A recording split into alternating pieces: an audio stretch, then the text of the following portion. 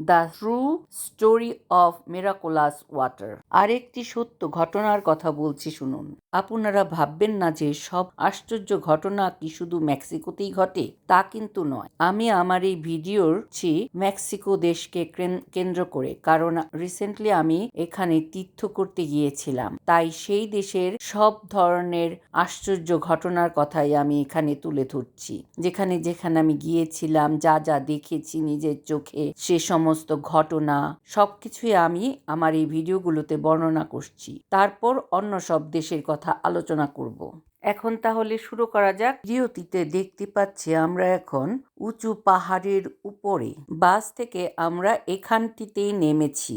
এই জায়গাটিতে সব সময় মেলা বসে। আমরা ভোর সকালে এসেছি দেখে এখনো তেমন দোকানপাট খুলেনি, মাত্র কিছু দোকানপাট খুলেছে। এই লাল কমলার যে জায়গাটি দেখছি, এটি হচ্ছে দোকানপাট। এখানে এই ভাসমান দোকানপাট বসে, তাতে ধর্মীয় অধর্মীয় নানান ধরনের জিনিসপত্র পাওয়া যায়। মেক্সিকোর টেলেসকালা শহরের একটি ছোট্ট অঞ্চলের নাম সান মিগুয়েল দেল মিলেগ্রো। আমরা এখন সেখানটিতে আছি। এই শহরটি তার অত্যন্ত সুন্দর অপূর্ব অভয়ারণ্যের জন্য বিখ্যাত। আমরা এক ঝাড় সারিবদ্ধ গাছের ভেতরের মধ্যখানের পথ দিয়ে হঠাৎ করে একটি অপূর্ব সুন্দর এই জায়গাটিতে এসে উপস্থিত হয়েছি, যেখানে উজ্জ্বল রঙের একটি সুন্দর বিল্ডিং এর সামনে এসে দাঁড়িয়েছি। লাল কমলায় মেশানো সেই বিল্ডিং। এটি সেই অভয়ারণ্য যেখানে একটি আশ্চর্য ঘটনা ঘটেছিল। 1631 সালের 25শে এপ্রিল মাসে এই অঞ্চলটিতে প্লেগ হয়েছিল, গুটি বসন্ত যাকে বলে। অনেক মানুষ মারা যাচ্ছিল তখন। আস্তে আস্তে মহামারী চারিদিকে ছড়িয়ে পড়ছিল, অন্যান্য শহরগুলিতেও ছড়িয়ে পড়ছিল। তখন সান বার্নাবে ক্যাপুলা শহর, তোরিয়া মারিয়া নাতিভেটাসের শহরে সাধু মার্কাসের পর্বদিনের প্রসেশনের সময় 17 বছর বয়সী এক ধর্মপ্রাণ ক্যাথলিক খ্রিস্টান দিয়াগো লাজারো দে সান ফ্রান্সিসকো নামে এক বিবাহিত যুবকের কাছে সাধু মাইকেল দ্য আর্কাঞ্জেল আবির্ভূত হয়েছিলেন তার কাছে। লাজারোর স্ত্রীর নাম ফ্রান্সিসকা ক্যাস্টেলিয়ান জুচিটল। সেন্ট মাইকেল দ্য আর্কাঞ্জেলো প্রথম আবির্ভাবের সময় দিয়াগো লাজারোকে বলেছিলেন, আমার সন্তান লাজারো, অবশ্যই জানো আমি কে।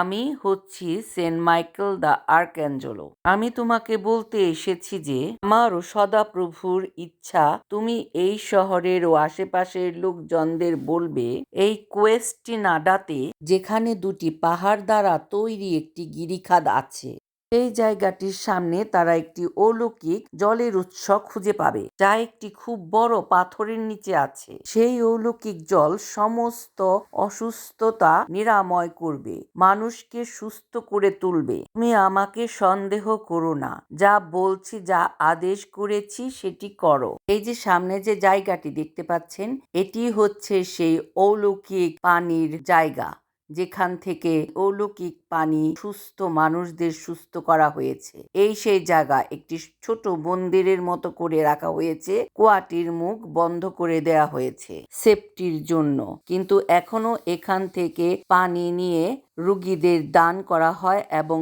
এখনো রোগীরা সেই পানিতে ভালো সুস্থ হচ্ছে। Lazaro Diego Saint Michael the archangel কথাটি শুনে কিন্তু নিজেকে অযোগ্য ও অনিশ্চিত বোধ করে এই আবির্ভাবের বিষয় সন্দেহ করে। যেহেতু অন্য কেউ এই আবির্ভাব দেখেনি, তাই লাজারো সাধু মাইকেলের নির্দেশ মানতে অনুসরণ করতে দ্বিধাবোধ করে এবং ভয় পেয়েছিল যে লোকেরাও তাকে বিশ্বাস করবে না। তাই সাধু মাইকেল তাকে যা করতে বলেছিলেন তিনি তা না করার সিদ্ধান্ত নেন। এর কয়েকদিন পরে 1631 সালের 8ই মে মাসের সকালবেলায় গার্গানোতে সাধু মাইকেলের আবির্ভাবের বার্ষিকীর দিনে সাধু মাইকেল দ্য আর্কাঞ্জেল আবারও লাজারোর কাছে আবির্ভাব হন। মাইকেল তাকে বলেন, আমি তোমাকে যা বলেছিলাম তা নিয়ে তুমি সন্দেহ করলে কেন? আমি যেভাবে তোমাকে করতে বলেছিলাম তুমি তা করনি, তাই তুমিও এখন সেই মহামারীতেই আক্রান্ত হবে যা তোমার লোকদেরকে ধ্বংস করে ফেলছে।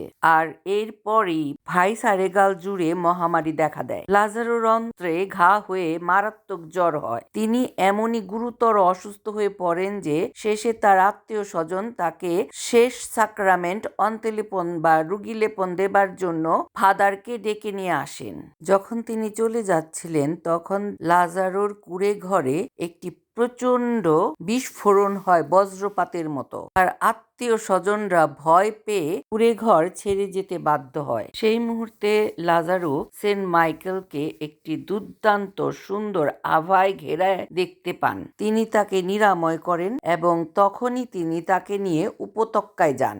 এই সেই উপত্যকা। এখন এখানে গির্জাঘর, মন্দির, আশ্রম সকলই নির্মিত হয়েছে। তিনি লাজারোকে সেই উপত্যকায় নিয়ে যান যেখানে তিনি মন্দির নির্মাণ করবেন। প্রধান দেবদূত লাজারোকে নিয়ে আদিবাসীদের সামনে দিয়ে হেঁটে যান।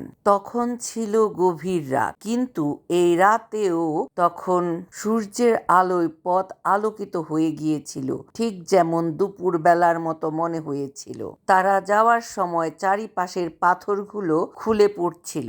গাছ ও ঝোপের শাখাগুলো তাদেরকে পথ তৈরি করে দেওয়ার জন্য ছড়িয়ে পড়ছিল। তারা যখন সান মিগুয়েল উপত্যকায় পৌঁছায়, সেন্ট মাইকেল দ্য আর্কাঞ্জেলোর হাতে তখন একটি লাঠি ছিল আর তার মাথায় সোনার একটি ক্রুশ ছিল। সাধু মাইকেল ক্রুশ সহ লাঠিটি দিয়ে মাটিতে স্পর্শ করে। তিনি বলেন, যেখানে আমি লাঠি দিয়ে ছুঁয়েছি সেখানেই সেই অলৌকিক ফোয়ারা হবে, যা আমি তোমাকে আগেই বলেছিলাম সেই প্রসেশনের দিন। কিন্তু আমার কথায় তুমি অবাধ্য হয়েছ, তুমি কাউকে জানাওনি। এখন আর দেরি না করে তুমি সবাইকে জানাও প্রভুর কথা, প্রভু যিশু কি চায়। তবে এখনো যদি তুমি তা না বলো তাহলে তোমাকে আরো কঠিনতম শাস্তি দেয়া হবে। জেনে রাখো, তুমি যে অসুস্থ হয়েছিলে সেটা তোমার অবাধ্যতার শাস্তি ছিল। সেই মুহূর্তে একটি দুর্দান্ত ভয়ঙ্কর ঘূর্ণিঝড় উঠেছিল। মানুষের হাহাকার ও কার চেঁচামেচি শোনা যাচ্ছিল। লাজারো ভয়ে কাঁপছিল। তার মনে হয়েছিল পুরো পর্বত শৃঙ্গটি তার মাথার উপরে গড়িয়ে পড়বে। সাধু মাইকেল তাকে উদ্ধার করে আশ্বস্ত করল।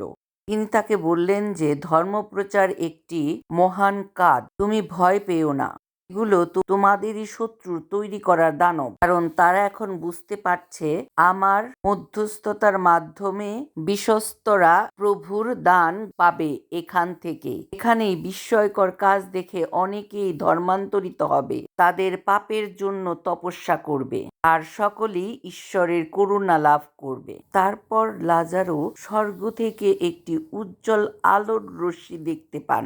রশ্মিটি স্বর্গ থেকে সোজা নেমে এসে সেই পাথরে প্রবেশ করে আর সেই পাথরের তলে জলের মধ্যে অনুগ্রহ আর গুণাবলীর সাথে ঝর্ণার পানিকে পবিত্র করে দেয়। দেবদূত লাজারোকে বলেন, তুমি এই মুহূর্তে যে স্বর্গ থেকে নেমে আসা আলোক রশ্মি দেখেছ সেটি এই পানিকে পবিত্র করেছে।